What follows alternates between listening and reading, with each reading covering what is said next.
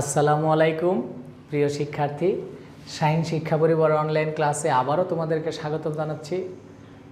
আশা করি সবাই ভালো আছো। আজকেও আমরা ডব্লিউএইচ কোয়েশ্চেন নিয়ে কথা বলবো। ডব্লিউএইচ কোয়েশ্চেনটা কীভাবে গঠিত হইল আমরা 1 নম্বর রুলটা দেখি। আমি প্রথমে তোমাদেরকে রুল আকারে দেখাই দেব, নিয়ম আকারে, তারপরে আমি সহজ কিছু কথা বলবো, সেই কথাটা মনে রাখবে। হুম, হোয়াট, হোয়েন, হোয়ার, হোয়াই, হুস এগুলা থাকলে এদের পরে একটা অক্সিলারি ভার্ব দিব, তারপরে সাবজেক্ট দিব, এরপরে যদি আরও কোনো অক্সিলারি ভার্ব থাকে সেটা দিব, তারপরে আমরা মূল ভার্ব দিব এবং বাকি অংশ দেব। আর যদি কোনো অক্সিলারি ভার্ব পরে না থাকে দিব না, কিন্তু সাবজেক্টের পূর্বে একটা অক্সিলারি ভার্ব দিতে হবে। তাহলে কি এই সকল ডব্লিউএইচের পরে হুম, হোয়াট, হোয়েন, হোয়ার, হোয়াই, হুস এদের পরে একটা অক্সিলারি ভার্ব, তারপরে সাবজেক্ট, তারপরে যদি আরও অক্সিলারি ভার্ব থাকে তাহলে সেই সাবজেক্টের পরে দিব, তারপরে মূল ভার্ব বাকি অংশ। যেমন দেখো এখানে he is going to Dhaka, আমি এখানে আন্ডারলাইন করেছি। তার আগে আমরা শুনি ডব্লিউএইচ কোয়েশ্চেন আমাদের কিভাবে আসতে পারে পরীক্ষার মধ্যে। ডব্লিউএইচ কোয়েশ্চেন শুধু উপরে লেখা থাকতে পারে মেক ডব্লিউএইচ কোয়েশ্চেন, লেখা থেকে নিচে এরকম থাকলো he is going to Dhaka, underline করা থাকলো, তাহলে আমরা বুঝবো যে এই শব্দটার পরিবর্তে আমাদের ডব্লিউএইচ ওয়ার্ড বসাইতে হবে এবং কোয়েশ্চেন তৈরি করতে হবে। কিন্তু যদি কোনো আন্ডারলাইন করা না থাকে সেই ক্ষেত্রে আমাদের ধরে নিতে হবে যে কোনটার পরিবর্তে আমরা বসাবো। সেই ক্ষেত্রে আমরা স্বাধীন, যে কোনোটার পরিবর্তে আমরা ডব্লিউএইচ ওয়ার্ড বসাতে পারি। এর আগের ক্লাসেই কিন্তু আমরা পড়েছি কোন শব্দের পরিবর্তে কি বসে। আচ্ছা, আর যদি অনেক সময় আবার ব্র্যাকেটে লিখে দিবে ইউজ হোয়ার, ইউজ হু, তখন আমরা সেই ডব্লিউএইচ ওয়ার্ডটা ব্যবহার করে ওই হু কোন শব্দের পরিবর্তে বসবে সেই শব্দটাকে অমিট করে দেব, তুলে দেব। আশা করি বুঝতে পেরেছি। যেমন এখানে আন্ডারলাইন করা আছে, তার মানে এখানে টু ডাকার পরিবর্তে আমাদের ডব্লিউএইচ বসাইতে হবে। এটা যেহেতু স্থান বোঝাচ্ছে, আমরা জানি স্থানের পরিবর্তে হোয়ার বসে, এই যে হোয়ার লিখলাম, স্থানের পরিবর্তে হোয়ার বসে। এরপরে কি একটা অক্সিলারি ভার্ব দিতে হবে, যেহেতু এখানে অক্সিলারি ভার্ব আছে সেটা লিখলাম। এরপরে সাবজেক্ট ভার্বের সাথে মানে ভার্ব বাকি অংশ নাই, আর শেষে প্রশ্নবোধক। আমি বলছিলাম যে সহজভাবে বলবো, সবাই একটু মনোযোগ সহকারে শোনো, একটু মনোযোগ সহকারে। সেটা কি, ডব্লিউএইচ কোয়েশ্চেন করার জন্য সর্বপ্রথম আমরা দেখব কার পরিবর্তে আমরা কি বসাবো। যেমন এখানে টু ডাকার পরিবর্তে আমরা বসাবো হোয়ার, তাহলে হোয়ার বসাইছি, বাকি যে অংশটুকু থাকবে আমরা সেটাকে শুধু ইয়েস নো কোয়েশ্চেন করে দেব।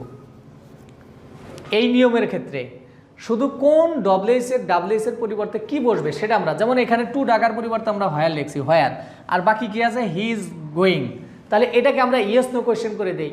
ইয়েস নো কোয়েশ্চেন করা শিখছি আমরা কিভাবে, শুধু সাবজেক্টের সামনে একটা অক্সিলারি ভার্ব দিয়ে দেব। আর এই বাক্যে যদি অক্সিলারি না থাকে তাহলে ডু ডি ডাজ নিয়ে আসবো, তার মানে অক্সিলারি ভার্ব দিতে হবে, আমরা কিন্তু করেছি।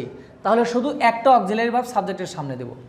আরও সহজভাবে যদি মনে রাখি আমরা, যে ডব্লিউএইচের পরিবর্তে যেটা বসালাম, তারপরে যে সাবজেক্ট থাকবে তার সামনে শুধু একটা অক্সিলারি ভার্ব দেব, শেষ ডব্লিউএইচ কোয়েশ্চেন, আর শেষে প্রশ্নবোধক। কেমন দেখো, নিচেরটা দেখো, আই বট আ পেন, আ পেনের পরিবর্তে কি বসবে হোয়াট, তাহলে এটা শেষ আর হোয়াট শেষ, বাকি রইল কি আই বট। এই আয়ের সামনে একটা অক্সিলারি ভার্ব দাও, যেহেতু বট কোনো অক্সিলারি ভার্ব নাই এখানে, বট পাস্ট ফর্ম, তাহলে ডিড নিয়ে আসলাম। পাস্ট ফর্ম থাকলে আমরা জানি যদি কোনো বাক্য অক্সিলারি ভার্ব না থাকে তাহলে ডু ডিড ডাজ নিয়ে আসতে হয় ইন্টারগেটিভ করার সময়, তাহলে ভার্বের যেহেতু পাস্ট ফর্ম আছে ডিড আসবে, তাহলে ডিড। আর এই যে পার্সন থাকলে তো পরিবর্তন করতে হবে, ইউ আই আছে, কি হয়ে গেল ইউ বাই। এরপরে কি যদি থাকে he is doing the work, he is doing the work, the ওয়ার্কের পরিবর্তে আমরা কি লিখবো, বস্তুবাচক অবজেক্টের পরিবর্তে কি বসে হোয়াট, তাহলে হোয়াট বসালাম, দ্য ওয়ার্কও বাদ হোয়াটও বাদ। এখন মনে করো এখন হি ইজ ডুইং আছে, তাহলে শুধু ইজটা হি এর সামনে বসাই দিলাম, শেষে প্রশ্নবোধক। আশা করি সকলেই বুঝতে পেরেছেন। সকল ক্ষেত্রে আমরা এরকম করব, শুধু হু এবং হোয়াট যখন সাবজেক্টের পরিবর্তে বসবে, অর্থাৎ ডব্লিউএইচ যখন সাবজেক্ট আকারে বসবে সেইটা বাদে, সাবজেক্ট আকারে যদি বসে তাহলে কি হবে সেটা আমরা দেখাবো। দেখো প্রিয় শিক্ষার্থী, হুস, হুইস, হাউ মাচ, হাউ মেনি, এদের পরে একটা নাউন দিতে হবে। শুধু পার্থক্য কি, আগের অংশের সাথে এটার পার্থক্য হলো এদের পর শুধুমাত্র একটা নাউন দিতে হবে, তারপরে আগের মতোই ওই যে খালি সাবজেক্টের সামনে একটা অক্সিলারি ভার্ব দিয়ে দেব। কেমন করে দেখো, he will have spent a lot of money, তাহলে আ লট অফ মানি এর পরিবর্তে আমরা কি বসাবো? হাউ মাচ আনকাউন্টেবল নাউনের পরিবর্তে মানে কোয়ান্টিটি, অ্যাডজেক্টিভ অফ কোয়ান্টিটির পরিবর্তে হাউ মাচ বসে। তাহলে হাউ মাচ, তাহলে এই অংশটুকু বাদ হয়ে গেল, এইটুকু বাদ দিলাম। He will have spend money আছে, তাহলে এই উইলটা শুধু সাবজেক্টের সামনে দিয়ে দাও। তাহলে will he how much money, এই যে মানি নাউনটা দিতে হবে, উইল হি হ্যাভ স্পেন্ড। তাহলে শুধু সাবজেক্টের সামনে একটা অক্সিলারি ভার্ব দিয়ে দিলেই কিন্তু ইন্টারগেটিভ হয়ে যাচ্ছে। আর আমাদের স্মরণ রাখতে হবে কার পরিবর্তে কোন শব্দটা বসবে, এবং হুইচ, হুস, হাউ মেনি, হাউ মাচ, এদের পরে একটা নাউন দিতে হবে। এইটুকু মনে রাখবো শুধু। এখন যদি বলি this is his book, this is Karim's book, তাহলে করিমসের পরিবর্তে আমরা জানি পসেসিভের পরিবর্তে হুজ বসে, তাহলে হুজ তার সাথে কিন্তু একটা নাউন দিতে হবে, বুক। এরপরে আছে দিস ইজ, তাহলে ইজটা শুধু দিসের সামনে দিয়ে দেবো, শেষ। Is this, whose book is this. যেমন এরপরে দেখো দিস ইজ মাই বুক, মায়ের পরিবর্তে কী হবে? হুজ, তাহলে হুজ বুক। এই যে এখন টু বি ভার্ব আছে, টু বি ভার্ব থাকলে তো আর ডুডিটা জানা যাবে না, তাহলে এই ইজটাই এখানে দিয়ে দিই, ইজ দিস। আমি কিন্তু শর্টকাট একটা নিয়ম বলছি, সেটা কি? যে শব্দের পরিবর্তে ডব্লিউএস বসবে সেটা আগে বসাবো, তারপরে শুধু সাবজেক্টের সামনে একটা অক্সিলারি ভার্ব দিব। যদি এই বাক্যে অক্সিলারি ভার্ব থাকে সেইখান থেকে একটা দিব, বাকিগুলো সাবজেক্টের পর, আর যদি না থাকে ডু ডিড ডাজ নিয়ে আসবো।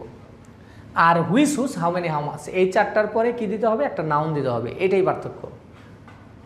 যেমন I will buy a red pen, তাহলে এ রেড পেনের পরিবর্তে কী লিখলাম? হুইচ, আর এরপরে যে নাউন আছে সেই নাউনটা দিয়ে দিব, হুইচ পেন। এখন আই উইল বাই আছে, এখানে অক্সিলারি ভার্ব আছে, দেখো খালি এটা তুমি কি করবে? এই উইলটাকে সাবজেক্টের সামনে দিয়ে দাও, উইল ইউ বাই। এখন প্রশ্ন হলো স্যার এখানে ইউ হলো কেন? কারণ এখানে আই আছে, আই ফার্স্ট পার্সন থাকলে সেকেন্ড পার্সনে রূপান্তরিত হবে, তাহলে আই হয়ে গেল ইউ। এরপর Dhaka is 200 kilometre from Bogura, তাহলে how far is Dhaka from Bogura. আমরা জানি দূরত্বের পরিবর্তে হাউ ফার, আর ইজটা শুধু সাবজেক্টের সামনে দিয়েছি, দেখো ইজ ঢাকা ফ্রম বগুড়া। আশা করি সকলেই বুঝতে পেরেছেন। বগুড়া বানান বর্তমানে BOGURA হবে। তো এরপরে আমরা যদি দেখি, দেখো আমাদের 3 নাম্বার, এই যে হুয়ের কথা যেটা বলছিলাম, হু প্লাস বাকি অংশ, তাহলে হি নোস মি, হিয়ের পরিবর্তে who knows me, he has done the work, who has done the work. আবার হোয়াটও কিন্তু সাবজেক্টটা এর পরিবর্তে বসতে পারে, তখন কি হবে? যেমন the pen writes well, the পেনের পরিবর্তে যদি এখন আমরা বসাই, এটা তো আর ব্যক্তিবাচক সাবজেক্ট না, বস্তুবাচক সাবজেক্ট, তাহলে তার পরিবর্তে বসবে হোয়াট, তাহলে হোয়াট রাইটস ওয়েল। এরপর আরও অনেক কিছু আছে, যেমন দ্য বিল্ডিং ইজ 50 feet টল, তাহলে আমরা কি দিব? How ton is the building. এইরকম আমাদের আরও প্র্যাকটিস করতে হবে নিজেদের থেকে, নিজেরা যত বেশি প্র্যাকটিস করব তত বেশি আমরা ভালো পারবো ইনশাল্লাহ। তো প্রিয় শিক্ষার্থী, আশা করি ডাব্লিউএস কোয়েশ্চেন আমরা সকলেই বুঝতে পেরেছি। এরপরেও যদি কারো কোনো কিছু জানার থাকে আমাদের কমেন্ট বক্সে কমেন্ট করবেন, আমরা উত্তর দেওয়ার চেষ্টা করব ইনশাআল্লাহ। সবাই ভালো থাকবেন, সুস্থ থাকবেন। পরবর্তী কোনো টপিক নিয়ে তোমাদের সাথে আবার দেখা হবে।